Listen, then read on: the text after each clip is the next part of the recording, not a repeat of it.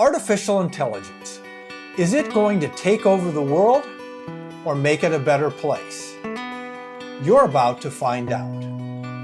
Hi, I'm Todd, and this is the On Wealth and Progress podcast.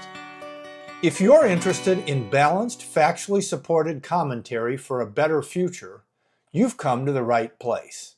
After beginning this piece on artificial intelligence last week, I took my normal morning break to go to The Grind, my favorite local coffee shop, where I worked on the New York Times crossword and scanned through the Wall Street Journal's breaking news. Lo and behold, the Journal's website included two stories that nearly perfectly captured a portion of our confusion regarding AI and the risk of failing to get our act together on this existential issue. The first article discussed how, quote, the sudden rise and fall of a ban on state artificial intelligence laws exposed deep divisions between the pro-tech and MAGA wings of the Republican Party, a rift that has complicated the GOP's ability to enact sweeping legislation, end of quote. The second article's title highlighted the risks of these policy confusions. Quote, China is quickly eroding America's lead in the global AI race, end of quote. This split within the GOP reflects similar divisions that have developed on both the left and the right with respect to big tech in general. And even within the tech community itself, which can't seem to decide whether AI is going to be a dehumanizing threat to mankind or the next great leap forward in human development. In this article and conversation, we'll add some perspective and balance to the doomsday scenarios that seem to dominate public debate.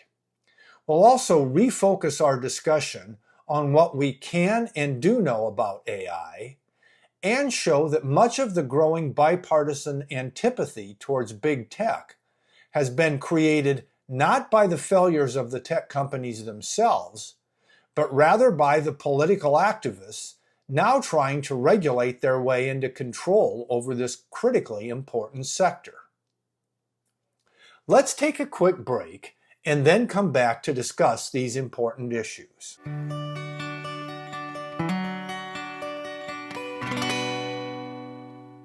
At unsettling times like this, it's helpful to begin by separating what we don't and can't know from what we can and do know. As with any new and transformational technology, there is no way to know exactly where AI will lead us.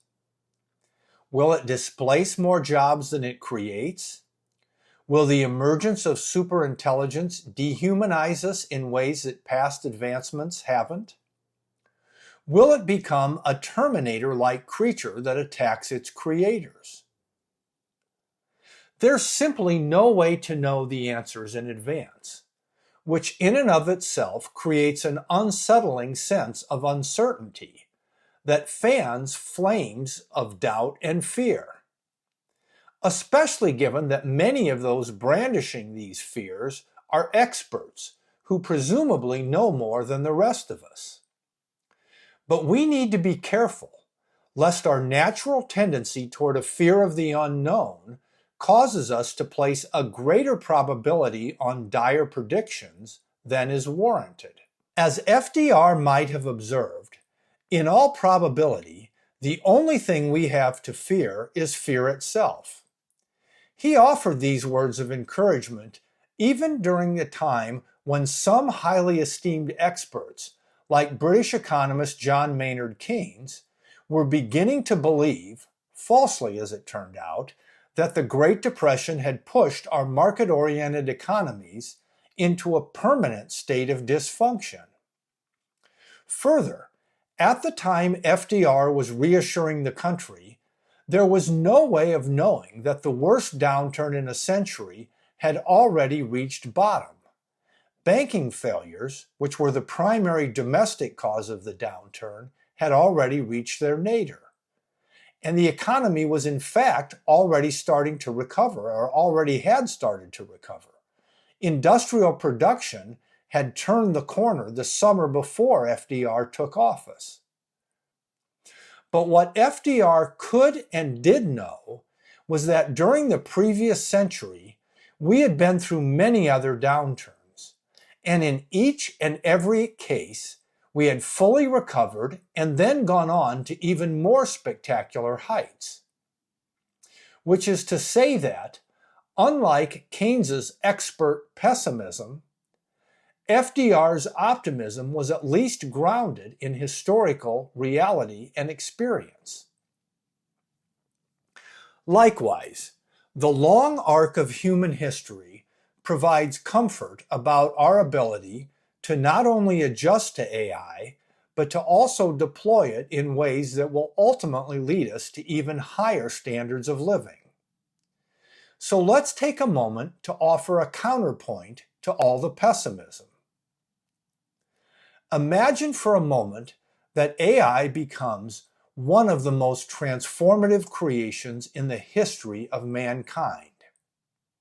One that creates more jobs than it displaces, relieves us from repetitive and repetitious tasks, shrinks the time and cost of medical breakthroughs, helps rapidly spread these low-cost breakthroughs to even the most needy among us, leads to environmental solutions that makes our planet more stable, and meaningfully lowers the cost of producing necessities, which gives us more money to spend on things that enrich our lives, which creates more opportunities to pursue careers in the creative arts and entertainment.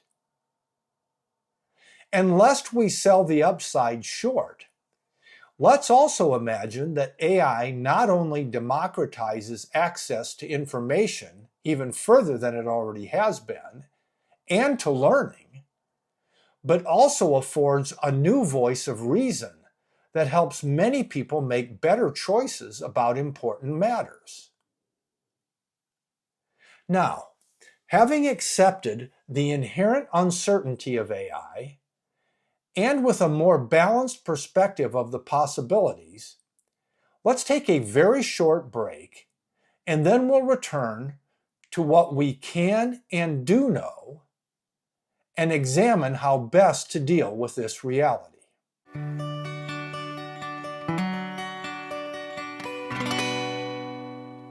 The fact is, the AI genie is already out of the bottle, and there is no way of putting what the Beatles might have called this magical, mystical creature back in. Nor, in all probability, should we want to. Knowing this, how then should we proceed with getting the most out of our wishes from the AI genie? The Biden administration, like some in the so-called MAGA wing of the GOP, was drawn to the idea of containing AI's growth through a heavy hand of regulation, all in the name of slowing its advancement to a more manageable pace, whatever that means.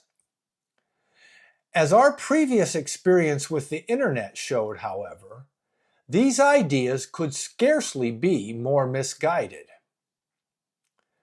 By leading the world in the development of the internet, we've earned what the Formula One autocar world would call the pole position in the emerging AI race. Furthermore, our success has endowed us with the aptly named Magnificent Seven technology companies. Obviously, having the Mag 7 lined up in the pole position is a big advantage. But as recent developments in China reveal, this in no way ensures we will cross the finish line in first place. If we force our world-class drivers and their magnificent machines to spend too much time idling in the regulatory pit stop, while China keeps its pedal to the metal, we will fall behind. And if authoritarian regimes that exist primarily to enhance and spread repressive state power beat us to the finish line, there will be an increased risk that some form of the various doomsday scenarios will in fact be realized. So then, what should we do? Fortunately, our experience with the internet has already afforded us with a winning race plan. The Clinton administration set up the regulation-lite approach that has helped us lead the world in technological growth for the past 3 decades. And George Bush, Barack Obama, and Trump 1.0 were wise to leave this system largely intact, rather than having politicians, industry experts who may have ulterior motives, and risk-averse pessimists trying to anticipate and put up barriers against any and all imaginable catastrophes. The regulation-lite approach allowed consumer choice to shape the internet's future, which gave our tech industry the room to flourish. Sticking with our race analogy, rather than mandating pit stops every few laps, whether needed or not, we waited until the tires needed changing to bring the cars in for retooling. It's easy to forget, but it took many years before our internet companies became political targets. And even then, much of the resulting criticism had far more to do with politics than with the companies themselves. In fact, Google and Facebook were social media darlings for most of their early existence. As a candidate, Barack Obama openly courted these companies and later attributed much of his success to the growing masses of new media-inspired voters who helped him beat establishment candidates from both parties on his way to the presidency. But then Hillary Clinton lost to Donald Trump in 2016. Had the Democrats done some honest soul-searching, they might have realized that the anemic growth and lack of upward mobility resulting in part from Obama's failed deficit spending was starting to push working-class voters towards alternative solutions. But instead, the party acted as if someone had stolen their birthright, demonized their opponent, and looked for a scapegoat, which they found in the allegedly fake news supposedly enabled by the social media companies Obama had previously championed. With this mindset still intact, after later defeating Trump, the Biden administration intimidated the social media companies into repressing alternative viewpoints on everything from COVID to politics in general, which then inflamed the passions of the anti-tech wing of the MAGA crowd. Again, the point here is that political finger-pointing laid much of the groundwork for the AI doom and gloom that is turning even more people against our otherwise incredibly successful technology companies. Indeed, many from both the left and the right have fallen into the bizarre position of bashing highly successful American technology companies, even as they bemoan our reliance on foreign imports from our biggest geopolitical rival. Are we to believe we would somehow be better off if the Mag 7 were also domiciled in China? A few salient data points are helpful here. These 7 companies have roughly 1.5 million American-based employees earning average wages that range between $85,000 and $140,000 a year, on which the companies pay annual U.S. payroll taxes of roughly $12 billion. On top of this, the domestic employees of these companies have been estimated to pay roughly $40 to $50 billion in individual income taxes annually. And the companies themselves pay somewhere around $40 to $50 billion in domestic corporate taxes.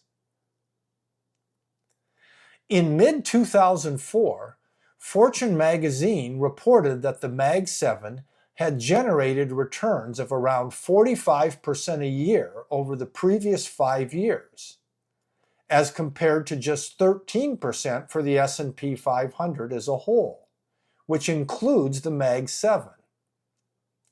Needless to say, anyone invested in an S&P 500 index fund, either directly or through a retirement program, has benefited greatly from the remarkable success of these companies.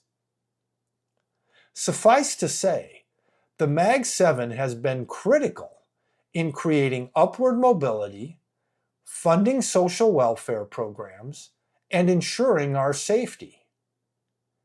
And because they are based in America, we still have the opportunity to, if needed, regulate them according to our standards and values.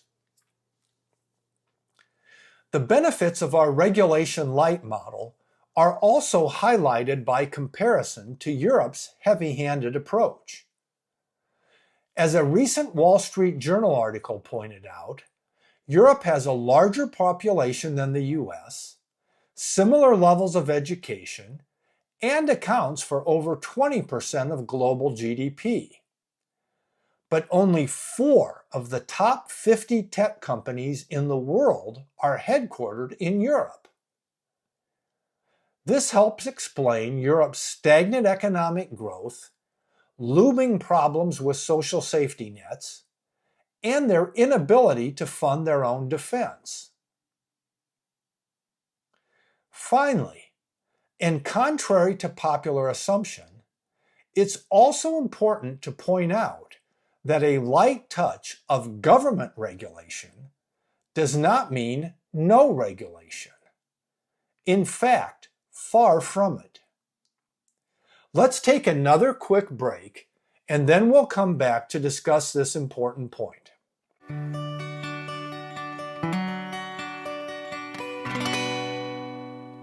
Interventionists tend to imagine that a lack of government regulation leads to the equivalent of a Wild West-like shootout at the not-so-okay corral, which may work fine for gunslinging risk-takers, but will be disastrous for everyone else.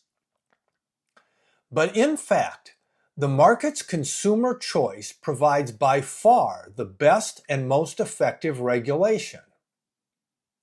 Now, once again, interventionists tend to imagine that large companies amass monopoly-like control over their markets, which gives free rein to gouge customers, with the government as the only line of defense for the so-called little guy. But this is simply not true. Of the Fortune 500 list of the largest companies in America in 1955, only about 1 in 10 were still on the list in 2021.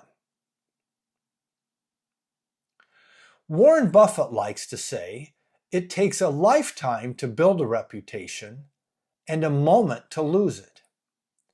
And the same is true of building and sustaining the consumer confidence reflected in large corporate brands. For evidence, we need look no further than the Mag 7 itself, and in particular at what has happened to Tesla's corporate brand as a result of Elon Musk's political activism during the last year.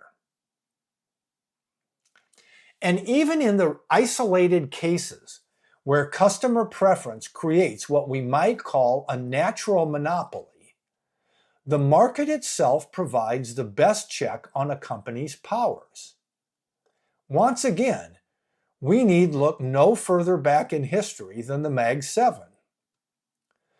Google's traditional search business benefited from what is called a network effect. Achieving search industry leadership which was no small accomplishment in itself, gave Google better access to information about which links users found most helpful, which then helped Google improve future results. All of which created a self-reinforcing loop, where more and more people went to Google because it had the best results, which enabled the company to grow its leadership position, which led to its dominant market share, over 90% of the traditional search market. Now keep in mind, all of this happened not because Google was an evil monopolist, but because of the nature of the search business made it the best arrangement for Google's customers. And because Google was funded through advertising and not expensive customer subscriptions, this put those with minimal resources on an equal footing with even the wealthiest of institutions. Nevertheless, as unshakable as Google's dominance seemed just a few years ago, their position is now threatened by the growth and development of artificial intelligence, where the models that provide answers to our searches are trained on enormous databases available to many different companies, all trying to build the best AI platform. In fact, it's the height of irony that the Department of Justice's antitrust actions against Google are wrapping up just as competitive markets are on the verge of rendering the whole case moot. The government's belated regulatory attempt is a bit like asking a football referee to blow the whistle and end the final game of the season after the clock has already hit zero, the Friday night lights have faded, and the players are in the locker room joshing each other about who will be on the first team when basketball practice starts on Monday. Let's take one final short break and then come back to summarize what we've covered.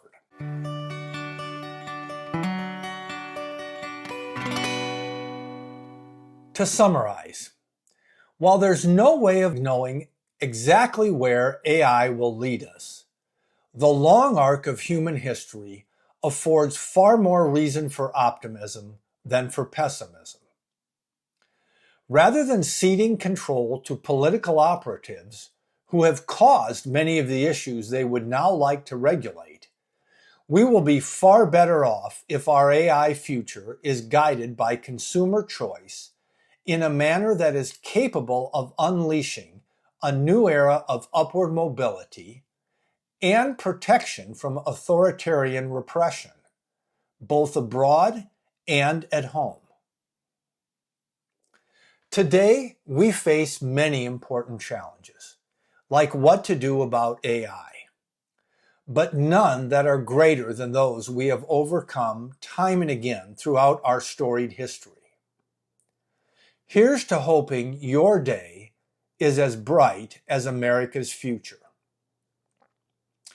If you found this helpful, please subscribe and recommend it to at least one other person. If you'd like to learn more and to find links to my free On Wealth and Progress newsletter and my book, please visit my website, toddsheetswriter.com. I'm Todd. Thanks for your interest.